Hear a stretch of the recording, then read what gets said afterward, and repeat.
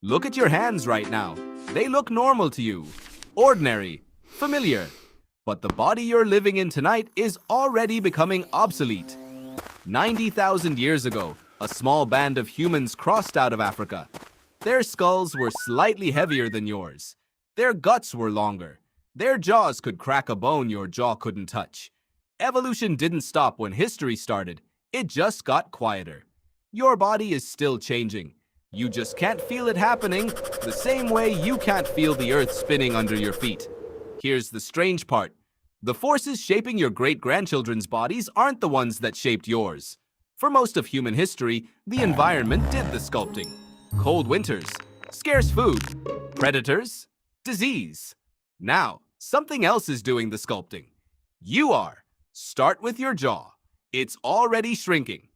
Anthropologist Daniel Lieberman at Harvard has spent years studying why modern humans are the first generation in history to routinely need their wisdom teeth removed.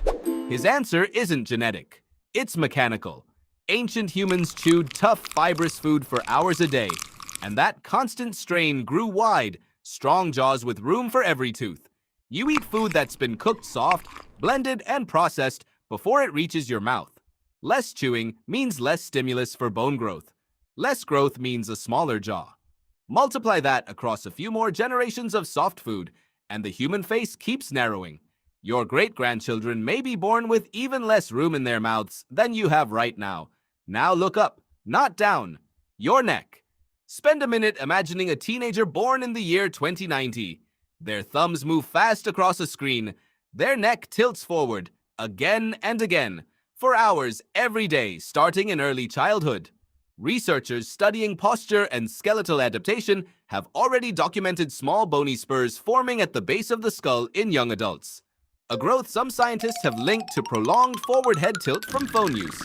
Bone remodels itself based on where stress is applied, a principle called Wolff's Law, first described by the German surgeon Julius Wolff in the 19th century. Apply stress in a new place long enough, and the skeleton grows to support it. Your descendants may not develop a totally new body part, but the base of their skull, the curve of their spine, even the density of bone behind their ear could look measurably different from yours, shaped by a screen you're holding right now. Here's where it gets stranger. Some of the biggest changes to the human body in the next 100 years might not come from your environment at all. They might come from what you choose to change on purpose. Geneticist Jennifer Doudna helped develop CRISPR, a tool that lets scientists edit DNA with a precision that would have sounded like science fiction 30 years ago. Right now, it's mostly used to correct disease-causing mutations.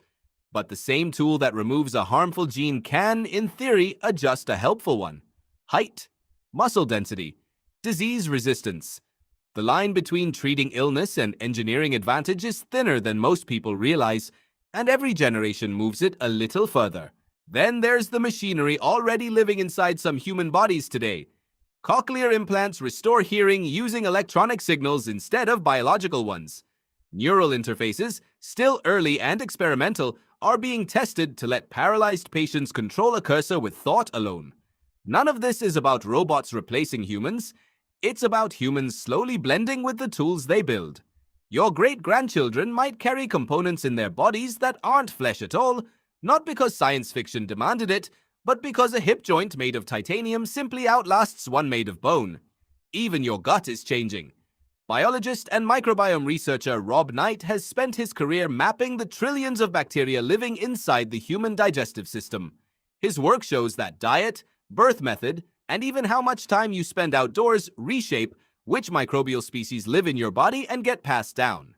A person born in a hospital and raised on processed food carries a different internal ecosystem than someone born generations ago. That ecosystem influences digestion, immunity, even mood. Change the microbiome enough over enough generations, and you change a part of what makes a human body function invisibly from the inside out. So what does all of this add up to? Not a single dramatic mutation, not a movie version of the future, with glowing eyes or extra fingers. Real evolution rarely announces itself.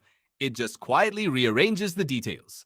A slightly narrower jaw, a slightly curved neck, bones reinforced with metal instead of calcium alone. A gut ecosystem shaped by a diet no ancient human would recognize. Genes nudged ever so carefully by scientists instead of by chance. Here's the twist most people miss. For nearly all of human history, evolution was something that happened to your species. Now, for the first time, it's becoming something your species does to itself. The pressures used to come from outside, from weather and famine and predators, increasingly, they come from inside, from the decisions you make about food, screens, medicine, and genetics. That means the body your great-grandchildren inherit won't just be a product of nature anymore. It will be, in part, a reflection of you, of the choices made in kitchens and clinics and living rooms today, decisions so small most people won't remember making them. So look at your hands again. Ordinary, for now. But they're not a finished product. They're a draft. And somewhere down the line, a version of you that hasn't been born yet is going to look back at a photo of your body the same way you look back at a photo of your ancestors. Recognizable, but not quite the same as home.